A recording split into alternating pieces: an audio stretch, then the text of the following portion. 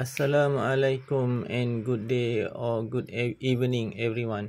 Okay, today we are going to show a pure agarwood, or locally we call it chip gaharu.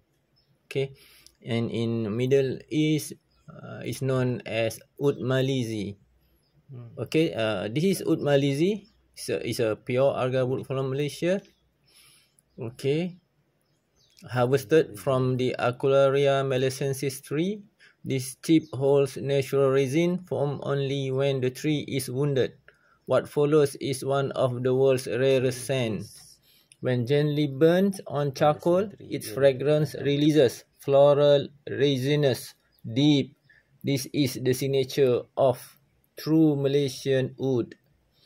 Used in prayer spaces, aromatherapy, and niche perfumery, agarwood is more than wood, it's a cultural and spiritual treasure. Global demand is rising. Malaysia now stands as a trusted source of high-quality wood for the Middle East, Europe, and East Asia. Experience the soul of the forest, Gaharu Oud Malizi, nature's most fragrant legacy.